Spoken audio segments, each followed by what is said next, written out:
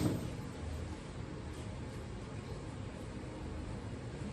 right, thank you guys for coming to our symposium today.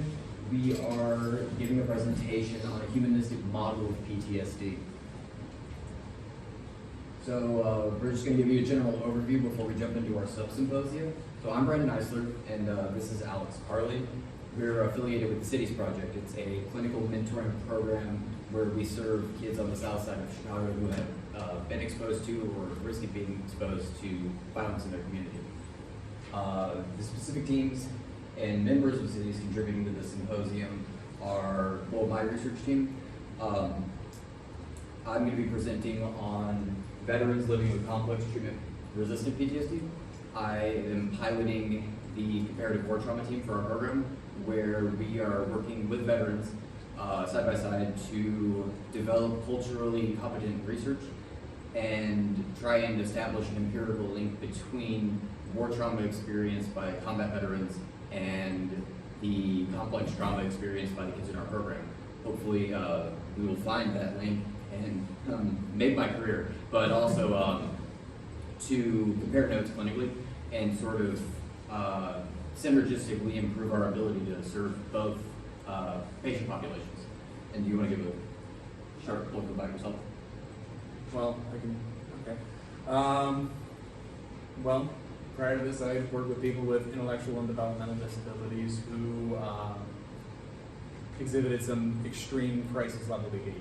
And very oftentimes PTSD is, it pops up in some unexpected ways and some very, very expected ways. So we'll be getting more into that as I get into my presentation here.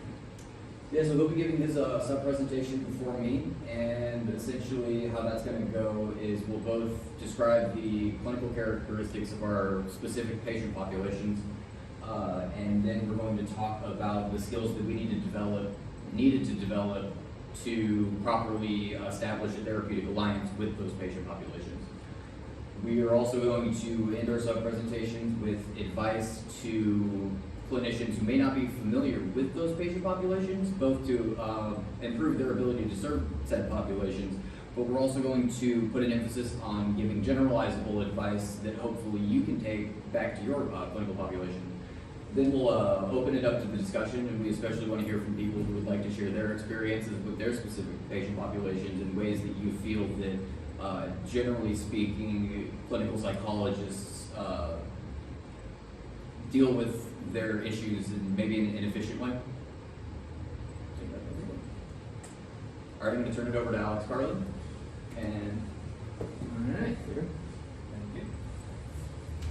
All right, guys, so as stated, I'm Carli, and I'm here to talk about a group of people that are usually kind of ignored when it comes to community psych discussions, folks with intellectual and developmental disabilities. Especially those whose experience of life is often incompatible with what we understand as independent modern day living. So for most of my career prior to this, I worked for the support services team through the Illinois Department of Human Services Developmental Disabilities Division. So if you want the alphabet soup version, we got the IDHS-DDD's SST. Right?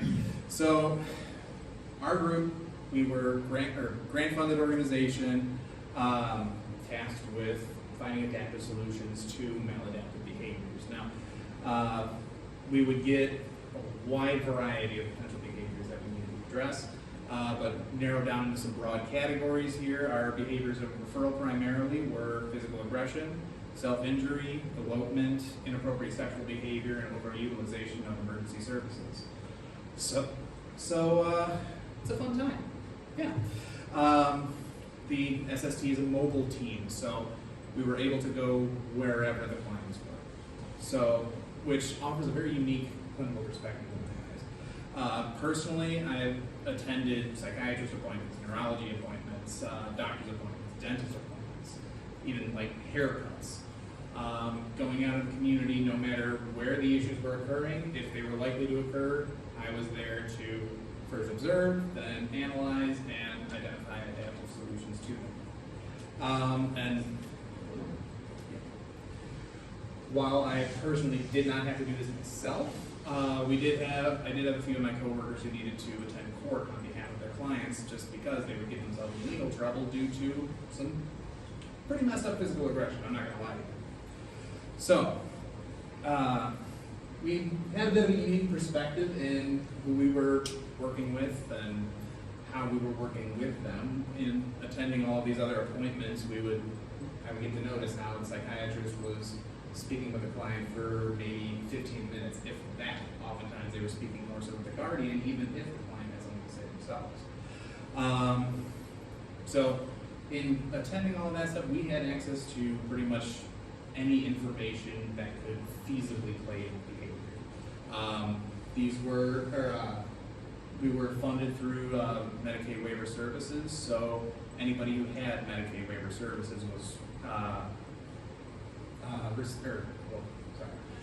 anybody who was receiving Medicaid services, attending all of their doctor's appointments, all of that stuff, all of that information, all of those records were available to us if we needed them. And in all of that, we were expected to coordinate our interdisciplinary teams. So that could be behavior analysts, that could be psychiatrists, neurologists, parents, other stakeholders, teachers, even dentists on occasion. All of that. We were expected to coordinate all of those occasionally disparate styles of understanding some of these problems that we were dealing with and bringing them all into a cohesive, adaptive plan.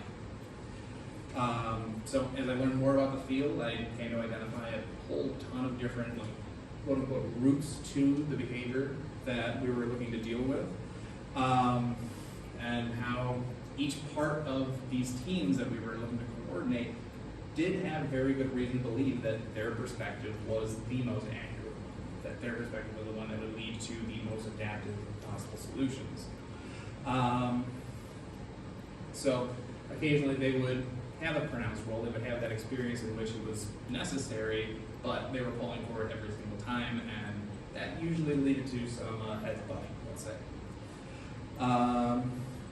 So as all of these members of the interdisciplinary team are arguing amongst each other, there could be an inappropriate medication regimen in play. There could be behavior plans that are written that don't adequately address the issues that are at play for the individual in question. And all of these things are going on, not to mention the fact that if someone misinterprets a clinical expression of something and it's just interpreted as, like, oh, that guy's an asshole, like, that will play into how they're treated in the future down the line. And all of this misunderstanding does have an impact on the client themselves. And they don't have any choice to be caught in the center of all of this too, which is something very important to consider, in that fundamentally they are helpless to experience whatever other people decide about them. Let's see. And so, in addition to coordinating that team, we're also looking to actually discern what is at the root of these challenging behaviors, like what is fundamentally behind them, where if you address that one particular aspect, then you see things start to unravel towards a more peaceful resolution. Trying to do that for someone who doesn't communicate verbally is not a very easy task. There are a whole variety of alternate communication strategies that can be used, like American Sign Language, assistive and augmented communication devices like an iPad or Touch Talk. Those can help to a certain degree, but each have their own limitations, and it's nowhere near anything like someone who would be able to just verbally tell you that, hey, I'm experiencing this internally and I need help with this. You need to do a lot of interpretation strictly of the behavior, and that can be a complex and delicate process. So, how would we do this? We would go about this by collecting data on the particular behaviors, antecedent events, what was going on immediately afterwards. I'll get into our ABCs a little bit later on, but that's ultimately what we were doing. We were analyzing what was going on immediately prior, during, and after these events in order to be able to discern what was fundamentally lying underneath it. So, doing that took time. We needed to collect data. We needed to ensure that data was accurate. We needed to look into a menagerie of potential causes. Like we're talking about, we needed to rule out potential medical causes. We needed to rule out psychiatric. we needed to rule out potential situations of abuse, because if we weren't to adequately identify those things and we were to promote a treatment plan that failed to account for them, that would ultimately lead to worse outcomes for our client, right? So, in the process of trying to discern all of these things, we were up against the clock. Because oftentimes, when you're working within the community, when you're working with individual families, or even the professional agencies that are part of the state, they only have so much tolerance for a lot of these behaviors that they're seeing. Like, how often or how comfortable would you be walking into the same place of work where you know there's a non-insignificant chance that you're going to be walking out with a broken nose or bruises or lacerations all over the place that you don't know like what caused those, or sorry, maybe like dirty fingernails from a scratch or something like that that can lead to an infection. Like, those are all potential risk factors going into working in this field, especially for those who exhibit these crisis level behaviors. So being up against the clock like that, you're going to start to see what eventually comes around to caretaker burnout. Now, I was trained by behavior analysts, so we go through our ABCs here. So first up, we have our antecedent event. Now, I'm stretching the definition of antecedent event a little bit here. This chronic overexertion of personal resources, both cognitive and affective, that would be considered more so a setting event, but the point is, this is all occurring before the behavior that we're worried about, right? So, just over the course of the general isolation that a lot of these caretakers can experience in just being the caretaker of someone with a disability, that in itself is very isolating, and that leads to exactly this chronic overexertion of personal resources. You're constantly stretching yourself trying to think for another person, oftentimes. In many ways, it is like being a permanent parent to a toddler in some circumstances. That is tiring. That is stressful. And that can lead to a reduced frustration tolerance, like emotional reactivity, and compassion fatigue, especially like if you're dealing with crisis behaviors. If you're every day dealing with some measure of physical aggression, like that wears you down, right?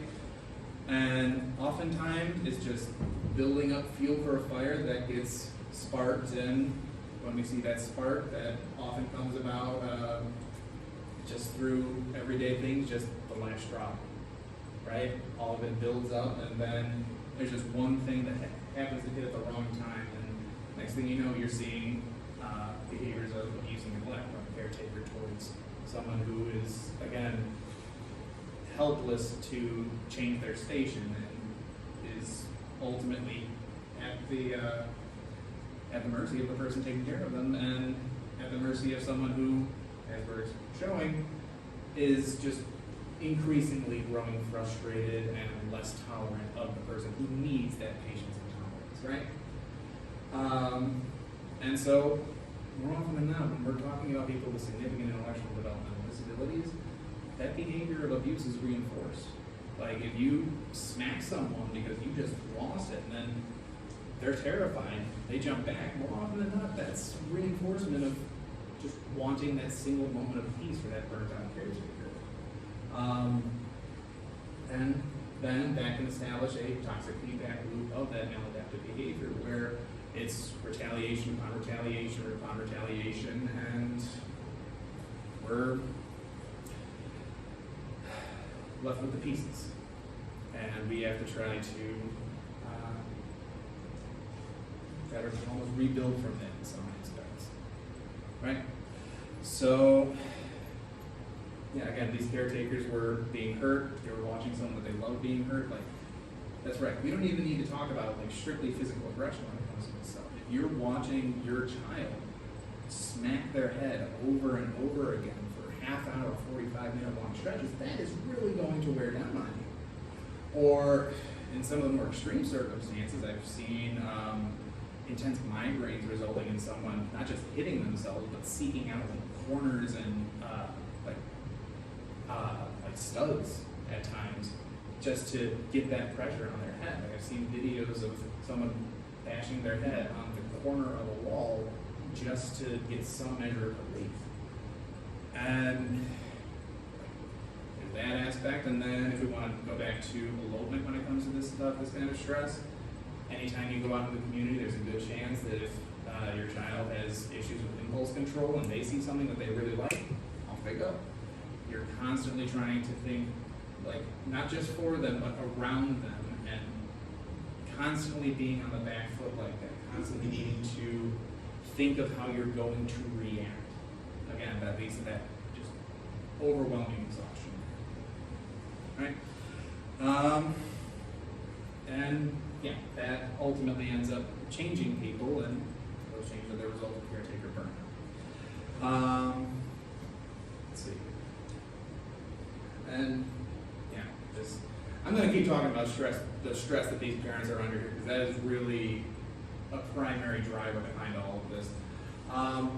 Not to mention, with the number of mandated reporters that you're dealing with as the parent of someone with a significant disability, you have to account for every cut, scratch, bruise. You need to account for absolutely everything, because you're often dealing with a half dozen people who, if they see that, they're like, could be abuse. We got to report it. They're mandated reporters. You don't get a choice in whether or not, like, yeah, it's technically illegal to say, like, I'm going to make a judgment call and say that that's probably not the result of this. You don't really get that opportunity. You don't really get that option. And yeah, and if you don't account for those things, then there's that immediate suspicion. So again, this often builds up to just being perpetually defensive and perpetually on guard, and that leads to being perpetually exhausted. Not to mention, assuming you actually want your child to develop and progress over the course of a lifetime, you're going to have to deal with IEP meetings, you're going to have to deal with interdisciplinary team meetings as they get older. And it's my understanding, like, I've not been on the parent side of an IEP meeting, but it's my understanding they are fighting tooth and nail every step of the way, especially for significant challenging behaviors, because there's always, in the back of your mind, there's always that option of, like, we can just discard them because they're a problem child. They're too much and we can't allow them to be our problem. For every single agency, there's that risk in the back of their heads, to the point where I've personally witnessed an individual person go from placement to placement to placement, where no place was actually willing to step up, dig their heels in, and say, no, let's work with them. It's just, we can't do it, moving right along. And Illinois is one of the few states that still has state-operated institutions for people with developmental disabilities. So oftentimes it's just cascading down until they wind up there. And fun fact about some of the institutions that we have here in Illinois, the Shapiro Center down in Kankakee was used as a set piece for the original Child's Play movie. The serial killer at the start that takes over Chucky's body, that state mental hospital, that was a shot from inside of the Shapiro Developmental Center down in Kankakee. So, I think I pretty adequately pointed out that parents of people with intellectual and developmental disabilities are fairly stressed, right? And, like, not to mention the fact that single parenthood exists, the divorce rates for parents of people with intellectual and developmental disabilities is sky high. And we could go on all day about, like, the difficulties of pulling a double duty, especially when that double duty is something as cognitively demanding as a child with disability. All of this leads to desperation, leads to that burnout, and what's most important is that it lowers the threshold for what I kind of refer to as a limbic override, just that emotional, like the limbic hijack or what have you, like the amygdala hijack. It just makes it more likely. So things that you would typically be able to endure when you experience burnout for a long enough stretch of time, those will just grate on you so much more. And you gotta deal with it. That's your only option in these circumstances. Right, so,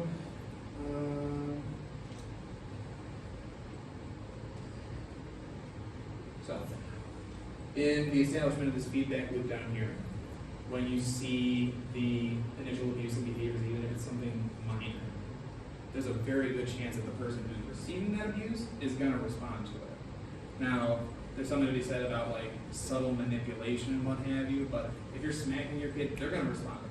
and they're going to retaliate to that oftentimes because they may not necessarily understand the why that's going on in the parent's head. I don't think it's reasonable for us to expect that of them either. So you're going to get that reactivity, those feedback loops, and eventually leading towards some of the worst possible outcomes for people within this field. So, yeah, all of that is, I'll just be honest, this is going on, this is occurring to hundreds of families within this state right now, if not thousands, who are often caught in the middle of this, and oftentimes there is no additional help to come. Frankly, there are quite a few of them that are alone even with services that are technically available if they're transient as they are. People fall through the cracks.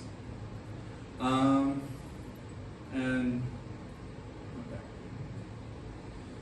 So caretakers are stressed. You understand, right? So going from taking their perspective, I want to try to shift your perspective now to the recipient in these circumstances. So I'm going to tell you guys a little bit of a story. Back at the start of the official response to the pandemic, I found myself living with a complete stranger whose guardian was incapacitated. Now, my work was with people with intellectual and developmental disabilities, so that was, of course, a factor. But in addition to that, this gentleman was almost completely blind as a result of cataracts, extremely hard of hearing, nearly deaf. His sole caretaker of decades was incapacitated. He didn't get any information as to why that was the case. He didn't understand why that was the case. But all of a sudden, he just found himself alone in the only home he'd ever known for quite some time, only getting occasional help. Not to mention the fact that, given the nature of his condition, he was experiencing early symptoms of dementia as a result of all of this as well. So when it came to kind of getting an idea of what he was like, he was a pretty quiet guy, but you also have to put yourself in his shoes where, again, pulled from the only home he'd ever known to an unfamiliar space, living with a complete stranger who, frankly, like, I'm a giant with a beard, and even if you are almost blind as a result of those cataracts, you can still see a very large silhouette approaching you, and we don't know what his history is. Like, for all we know, he could have had an abusive instance with someone matching my shape and size. But I was going in effectively blind with all of this. Okay. In addition to all of this, with the intellectual disability, some other side things to note with this. This man needed almost complete care.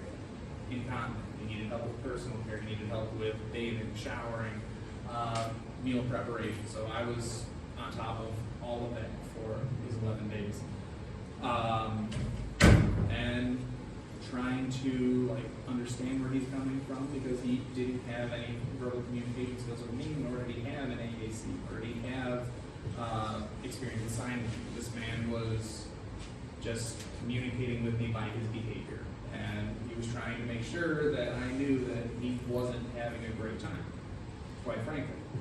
I mean, you could probably think of a few reasons why he wasn't having a great time, right? But ultimately,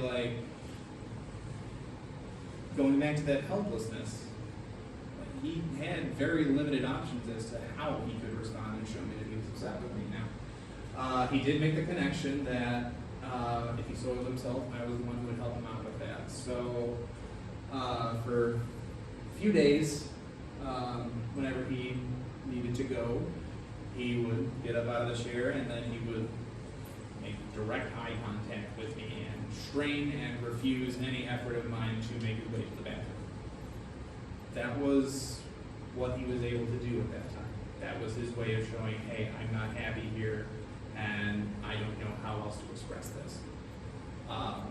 But it also did give me the opportunity to use a phrase like, you guys have clearly never been shit at shows. Yeah, so, yeah, it's a good time.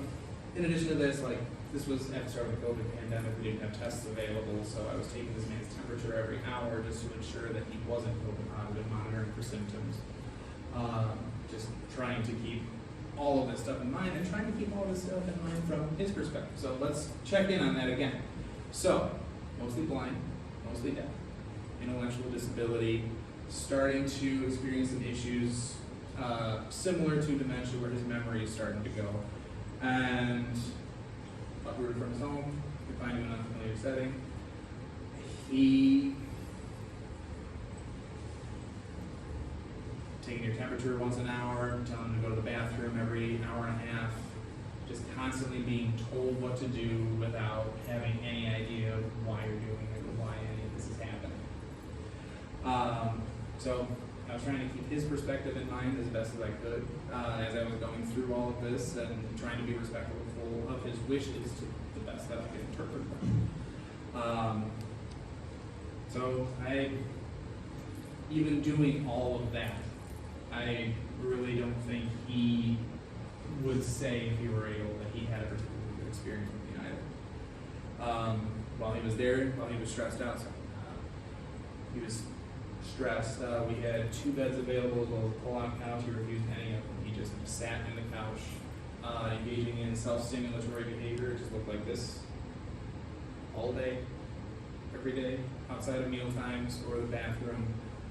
I understand this self-stimulatory behavior to be an attempt at emotional regulation. He was trying to keep himself calm this entire time that he was living with me. And I was doing the best that I could, but even so, like, he was still having this terrifying experience. That first night I was with him, I stayed awake with him for as long as I could. He fell asleep for 15 to 20 minutes, but he would get back up, and we had that song and dance until about 4 o'clock in the morning. I just literally couldn't keep myself awake any longer, and went to bed, woke up at 8 o'clock, and there he was doing the exact same thing. Yeah, this happened over the course of 11 days, more or less pretty much just that. I spoke with another family member of his and had a video call with them, but it was just trying to take care of him as best as I could while he was effectively shut down. Yeah, and after those 11 days were up, I brought him to his new temporary home. Once we confirmed that he didn't have COVID, we were able to move into a community integrated living arrangement. And it took us about 3 hours to get him from the van into the house, the 50 feet to go up there, because he was just refusing it every step of the way. It took about 45 minutes to even get him into the van in the first place, but that was only because I think he thought he might be moving home, not to a new set of strangers. Yeah, so after the course of those 11 days, I thought I did my job fairly well to the best of my ability, but came to find out that a few days after he had moved in, he had been urinating blood. He was experiencing renal failure as a result of diabetes that we didn't know about. And he's still alive, thankfully. He was treated adequately, but going through, to my understanding, that would be diabetic ketoacidosis. That would lead to renal failure. Yeah, that's a long process, and that is a painful process that I just wasn't privy to that entire time. So going back to his perspective, he's terrified for all of these reasons, and also experiencing significant abdominal pain, and like, I just can't seem to think that he could possibly believe that this was anything other than a traumatizing experience for him, despite doing my absolute best.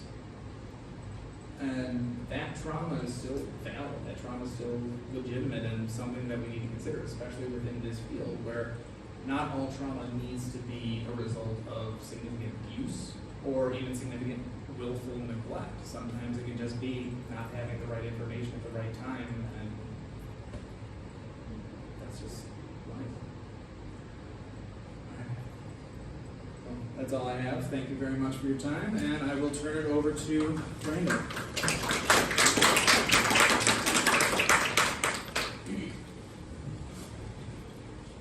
So before I get started with my sub-symposium, does anyone have any questions they wanted to ask Alex? We'll also have the general discussion at the end if you want to wait for questions till then. Roy?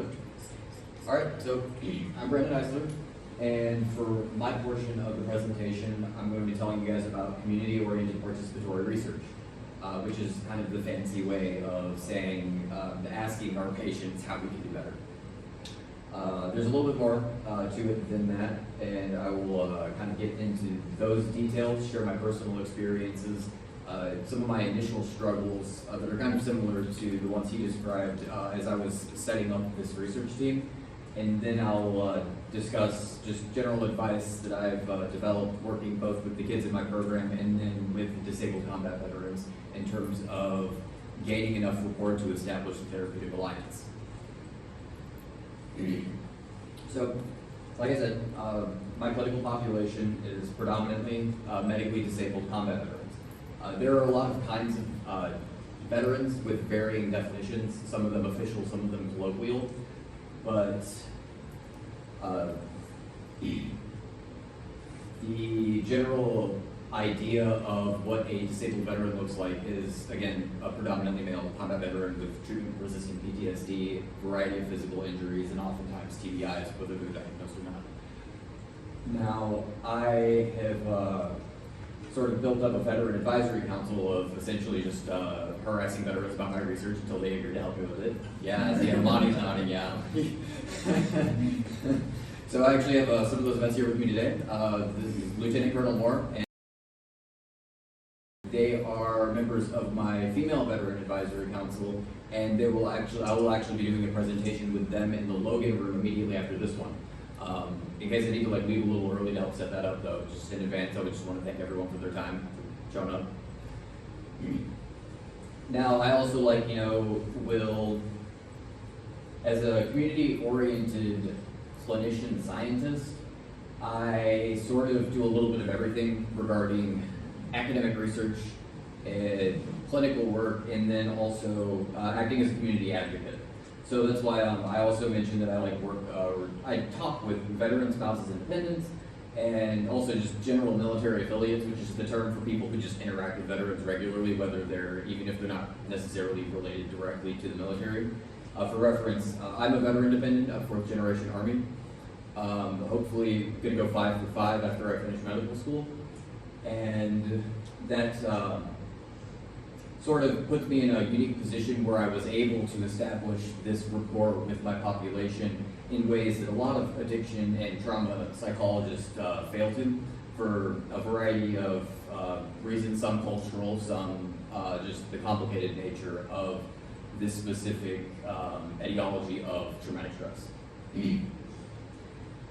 Now that could be, like I said, I do a little bit of everything. Sometimes it involves doing war trauma literature searches and breaking those down in digestible ways, either to new members of my research team that I need to train up, to veterans who haven't really interacted with that perspective of their trauma in a way that's will still be palatable and accessible to them. And sometimes I'm driving veterans to their appointments or to pick up their meds. Anything, anytime, anywhere.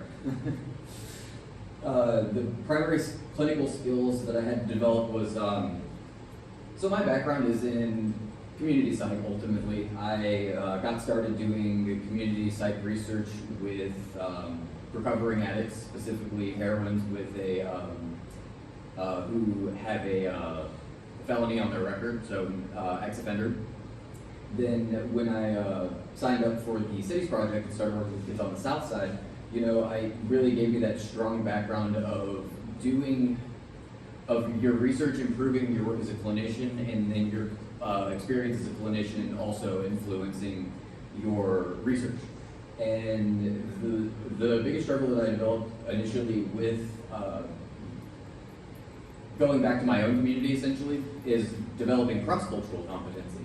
So, there are a variety of different like subgroups to my research team, and a lot of times they're at odds with each other. So for example, the predominantly male disabled combat vets are constantly mad at the predominantly female clinical child psychologists, and kind of playing diplomat for that is, it's a tough situation because, everyone has different values, different like codes of how they view moral behavior, I suppose. And again, in my opinion, as the person piloting this research, I think there's way more overlap than either group realizes, and kind of having to facilitate that, both in terms of like unit cohesion, but also in terms of like unit cohesion, and then also everyone's ability to contribute their part to the work I'm doing. Now, so I'm going to talk about something that's similar to what Alex Carli talked about with the kind of chronic stress that you deal with in this position.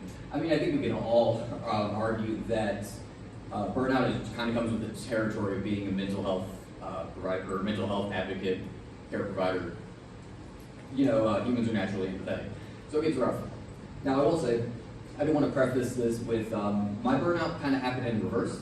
And I mean, now that I've kind of caught my stride with this team, that I find it incredibly rewarding, really fun, mixing together these different groups of people, and then just, there's always something crazy happening, right? So at first, though, it was a mess. It was super stressful. I started this during, like, in the very beginning of the pandemic. So trying to recruit, these veterans, those psychologists, while I basically spent throughout the pandemic in rural central Florida with my dad and his combat veterans, and then trying to do that, all of this also remotely, and also not really knowing how to interact with veterans that weren't my parents. Basically, both of my parents were career soldiers. It was a learning experience, and it constantly felt like I was doing something to offend someone, which was mostly on me and not having those skills. And you gotta like, whew, yeah. But here we are today. Now, so for anyone who wants to go back to their community or is considering becoming a community advocate with the skills you've learned outside of that community, I strongly recommend it. It's incredibly rewarding. It's really fun, and I think that I feel like all social justice work is intrinsically rewarding. But like when you're doing it for your community, I think it's there's something special to that. Problem is though, when your research team, your clinical team, your family, and your community stakeholders are kind of all the same group, it's the line between research and me-search is kind of blurred. Now the issue is that puts a lot of stress kind of smashing all of those roles and spheres of your life together. So on one hand, it's like, yeah, self-care is not optional. You really can't help anyone if you aren't taking care of yourself. At the same time, with all of those obligations on me as ethically as a researcher and clinician, in terms of serving my community properly, and a variety of other considerations, is you kind of, again, at first have to put the mission first, and in my experience, dealing with that stress, and kind of just taking it on the chin until things started, the ball started rolling on its own, was, again, very stressful. So for example, again, mixing all of those different aspects of my life together, I do have an extremely diverse social network, and I can reach out to different areas of that, like for different kinds of social support. The problem is though, some of them are at odds with each other, like I said, and a lot of times I didn't, again, at first have that I didn't have the degree of social support that I do now because I was resolving conflicts between the two sources of social support, and kind of I feel like not expending social capital, but investing it, and I think it's paid off. Now, for my general advice piece for working with this population is, again, a humanistic perspective. So malfeasance is the term used for veterans who don't want to get better. Now, that is a pretty complicated question. And don't get me wrong, there are definitely a subset of veterans who don't want to get better. However, I would also like to put an asterisk by that and say it's like, all right, well, we need to take the patient perspective. Why don't they want to get better? Now, a lot of times, they don't want to work on their problems with their VA therapist because, like, let's say they start getting better. Well, then you're going to lose your benefits. You know, the ones that you depend on and the ones that you earn being disabled in the line of duty serving your country. It's kind of understandable that they'd be a little hesitant to open up to a mental health care provider with that on the line, especially if you're using those benefits to support their families. Again, family is really important in the military, and there's, I feel like, an overarching theme of self-sacrifice for the people you care about. And they're totally willing to kind of live in this constant state of just not being okay if it means that their family won't have to like worry about their financial situation or, you know, losing those benefits. Now, the biggest thing that I've observed with clinical psychologists, again, generally speaking, is that a lot of times they, I feel like there's this idea that, especially in community psych, that it's culturally unbiased, but there is a, community psych is a culture of its own. You can't really look at any kind of, you can't take any perspective without an inherent amount of bias. So like, for example, the technical term for what I'm doing in community psych is I would be a community leader. But I'm, again, a veteran dependent, and I have a bunch of veterans advising my research. So I just refer to myself as a veteran dependent instead of a community leader because, you know, I don't have my clinician yet. So it's like, what am I leading? Yeah, so, and it's like little things like that that will undermine your ability to establish the therapeutic alliance with this population, or just populations that are just typically where violence is so prominent within that subculture that it comes to define it in any way, for better or worse. Now, for combat veterans specifically, you'd be amazed how many, I mean, we talk about our military a lot, we support our military a lot in media, veteran discounts, you know, every 4th of July, just like all of the beers have the flags on them and stuff. The problem is there's a difference between familiarity and understanding. And a lot of people, you know, it's the Dunning-Kruger effect. They assume they understand better than they do because they don't understand. And you kind of get into that stereotype thing, again, sabotaging the therapeutic alliance.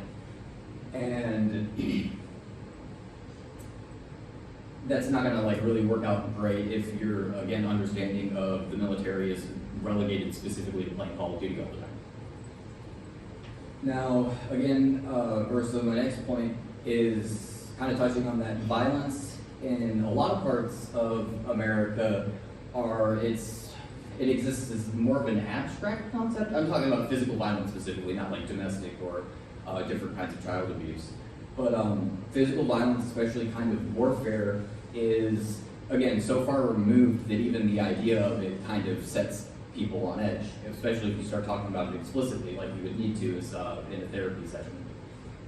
And then there's also the crowd that is like their primary understanding of violence is from the view of like someone specifically victimizing another person. And it's easy with that perspective to view whoever's committing the violence as just a bad person. I would agree. It's different with modern Western military engagements where it's volunteer service, you sign up, and there's sort of like an element of mutual consent between the combative parties and each other. Now, the problem is, it's like if you don't make that distinction, then again, even if you're not stigmatizing the veteran, there's a concept of perceived stigma. So if they think you're stigmatizing them, you might as well be right. Now, being able to like take that step back and it's like, all right, this is a different kind of violence is a really, really difficult perspective to take, but it's also intrinsically necessary to work with this population. Then there's comorbidities. So my number one example is, again, a lot of times clinical psychologists will say that their patient being malfeasant because they, for one reason or another, can't develop these rationally adaptive coping mechanisms to help them reintegrate into society. TBIs, until like, so we went into Iraq in '03, and at that time TBIs were only hypothesized. And so it's going to be kind of difficult for you to rewire your brain if some of the wires are cut, right? Now, that is essentially, in my opinion, victim blaming, right? And I think that, then my last point before I'll start just trying to generalize this advice, I've noticed very frequently that if people find out that you are trained to fight or to engage in, warfare, the assumption is that that is how you will resolve every conflict, when in reality, and again, this isn't like a universal case, the more you get trained, like the higher degree of lethality you're trained to is actually going to, again, generally speaking, increase your willingness to solve things peacefully, right? Now, this becomes a self-fulfilling prophecy. It's like if you refuse to talk to someone because you think they're just going to like get violent and aggressive, then you're refusing to talk to them, and eventually an issue will get to the point, like he was saying, fuel to the fire, and adding fuel to the fire until there's a spark. So if you had maybe talked to them, face to face and worked out an issue, adaptively, then it wouldn't have gotten to that point. So as generalizable advice, I think that I'll share with you guys the mindset and honestly statement that I would make to the kids in my program after I got enough time working with them to understand the ways that they that I needed to communicate that I, in a way, did understand some of the stuff they were going through. I will generally state, matter-of-factly, it's like, all right, look, it's like you don't have to disclose anything to me that you don't want to. We can just work on your problems, and then, if you choose to disclose your trauma to me, it's basically, if I needed an opinion about what you went through or what you had to do to survive, you'll give me one. Because at the end of the day, we're just trying to help them get better.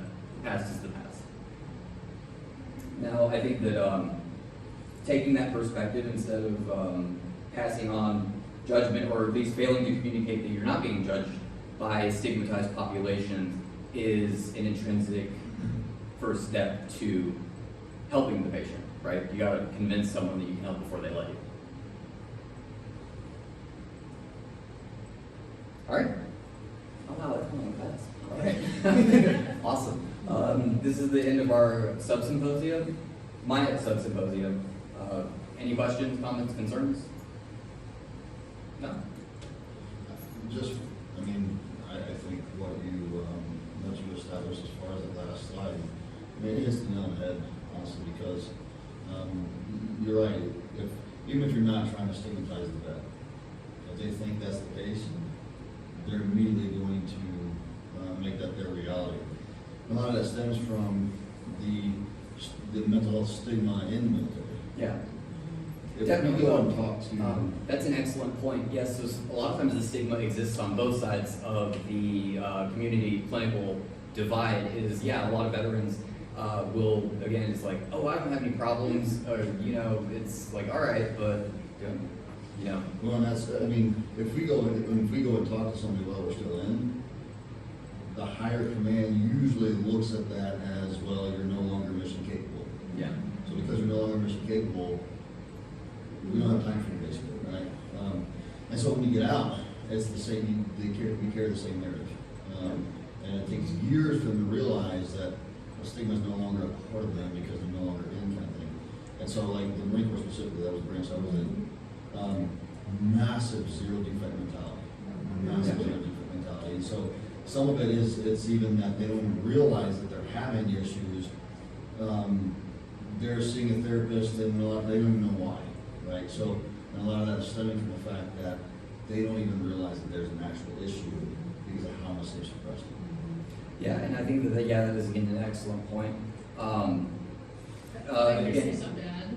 yeah. Yeah, and this gentleman is absolutely right. And then further though, if someone's seeking help or, they're seeking treatment, trying to get in with the VA, maybe even, yes, getting some a disability claim because of it, they will have no record because they will have said nothing while they were in. Right. So they can't prove it. Right. And actually, I'm going to piggyback off her piggyback.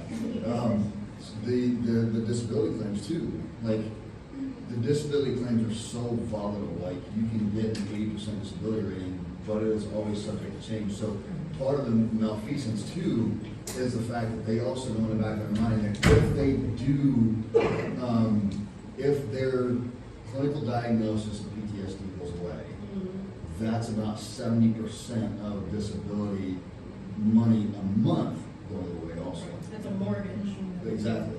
Yeah. So that's the other thing that is keeping them with not wanting to get better. A lot of that has to do with income too.